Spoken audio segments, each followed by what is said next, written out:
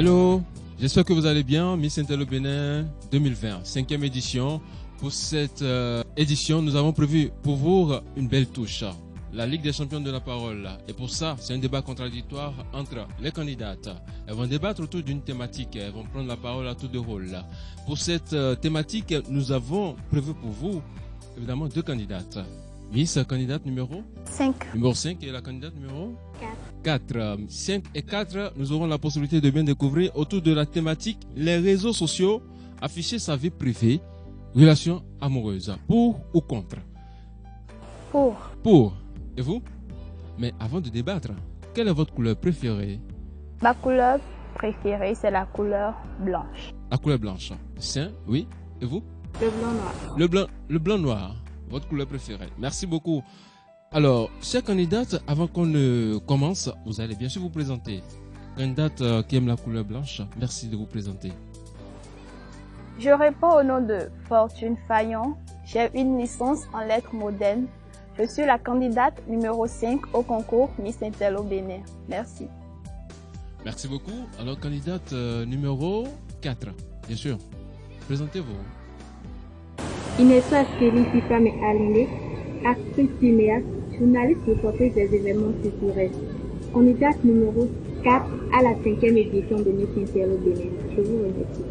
Merci. Le 4 et les 5 se sont rencontrés aujourd'hui. Les réseaux sociaux, afficher sa vie, relations amoureuses. La partie pour, la partie contre. Selon vous, Miss Fortune, quelle est votre conception de cette thématique? Par rapport au thème, Oui. il faut dire que les réseaux sociaux, c'est l'ensemble des sites internet qui permettent de communiquer avec son entourage, d'acheter, de vendre, de développer son entreprise. Afficher sa vie privée, sa vie de couple, c'est poster ou montrer à travers des photos, des vidéos, des audios aussi, les bons et mauvais moments qu'on vit dans son couple. Donc afficher sa vie privée sur les réseaux sociaux, c'est montrer à travers des photos, des vidéos, des écrits, les bons moments qu'on vit avec son ou sa partenaire, comme les mauvais moments aussi. Je vous remercie. Merci beaucoup, Miss Alinde. Que pensez-vous de cette conception? Merci. Un rapport entre deux personnes qui s'aiment, qui vivent dans un monde plus public. Les réseaux sociaux nous font rêver. On veut toujours y paraître nos numéros 2. Et quand il s'agit des relations, certains n'hésitent pas à s'afficher comme fausse d'amour. D'autres, par contre, ne ressentent pas ce besoin et sont carrément en. Mais certaines questions se posent.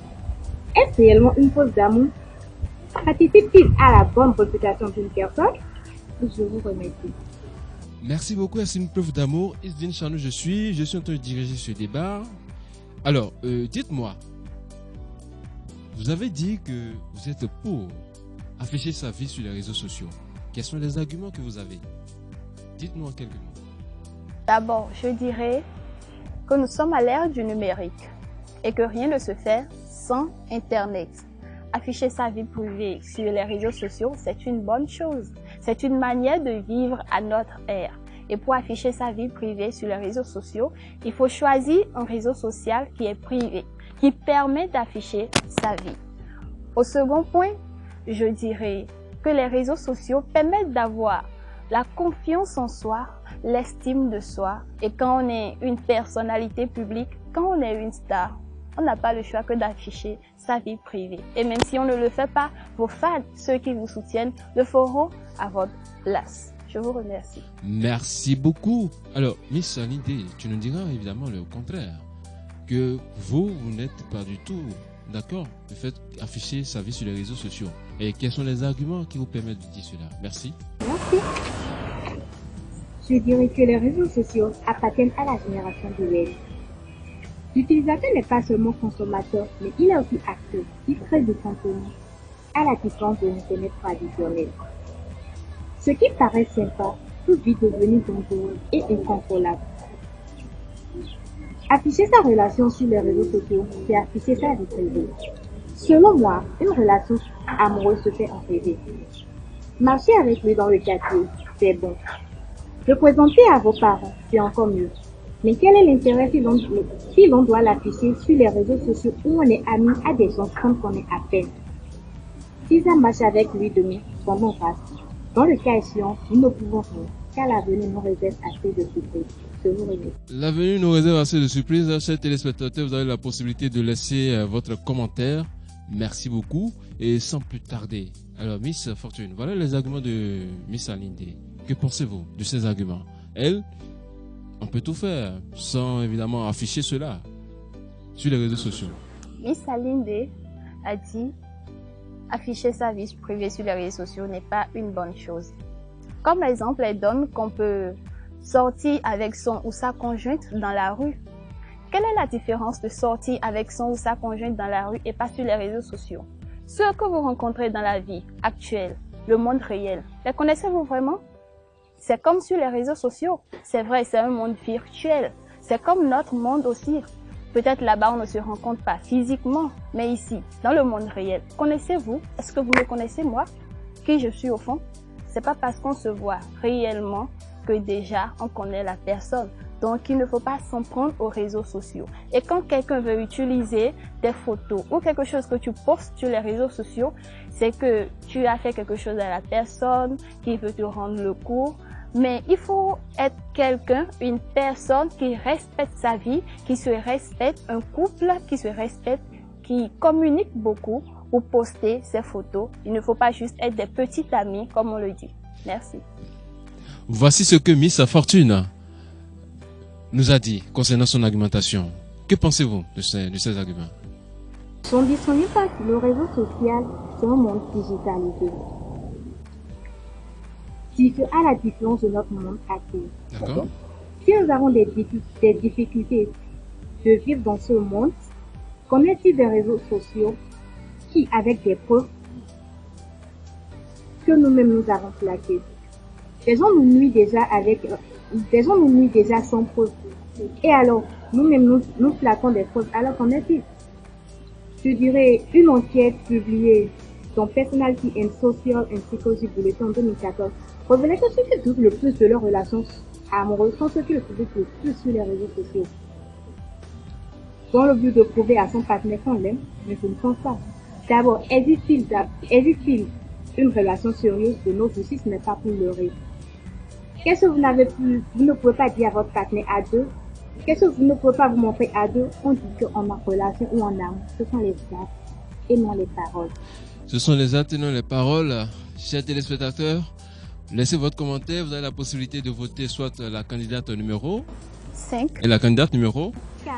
Merci beaucoup. Alors, en quelques mots, pour mot de fin sur votre thématique, qu'est-ce qu'on peut retenir? Je dirais que afficher sa vie privée sur les réseaux sociaux, je suis toujours pour que c'est une bonne chose. D'accord. Je prends l'exemple du couple des artistes bénino-congolais Dak et Anka, qui ont été encore choisis comme meilleurs couples. Ils affichent leur vie sur les réseaux sociaux. Mais c'est pas pour autant qu'ils ne rencontrent pas des difficultés dans la vie. Il faut régler ces difficultés à deux et non dire que ce sont les réseaux sociaux. Donc afficher sa vie privée sur les réseaux sociaux, c'est une bonne chose. Ça permet aussi d'avoir des opportunités et de réussir. Merci beaucoup, Miss Alinde. En quelques mots, résumez sur votre position. Quand nous rêvons la vie d'un star, c'est différent de la vie simple. Je me rappelle lors d'une communicateur qui me disait à l'étranger qu'il a vu la photo de sa nièce assise sur les cuisses d'un homme et puis elle a fait la photo, elle a mis ça sur son profil. Mais il a fait la capture d'écran, il a envoyé ça à sa nièce pour dire qu'il gardera cette photo jusqu'au jour de son mariage. Et si ce garçon n'est pas l'homme de sa vie ou l'homme qu'il a épousé à l'instant T, qu'il montrera la photo. Ce qui pourra dire quoi? Oui. Si par exemple, ce n'était pas son nom qui avait fait la capture d'écran et que c'était une autre personne, et imaginons que cette fille effectivement épouse un autre, et disons que c'était la première dame. Donc, elle épouse un président. Oui. Dans ma langue maternelle, que j'aime souvent dire, on dit, et qu'on va donner à mon nom, à mon nom, et non, si j'ai filé à ton concours. Ce qui voudra dire, étant en Afrique, principalement au Bénin, on va essayer de la nuire. Et si cette photo était déjà en de mauvaise nuit, je pense que ça constitue un problème. Merci beaucoup, chers téléspectateurs. Votez soit la candidate numéro 5 et la candidate numéro 4. Merci beaucoup. Ce fut Miss Intello Bénin. N'oubliez pas de laisser votre commentaire, aimez la page, partagez massivement et rendez-vous en décembre prochain.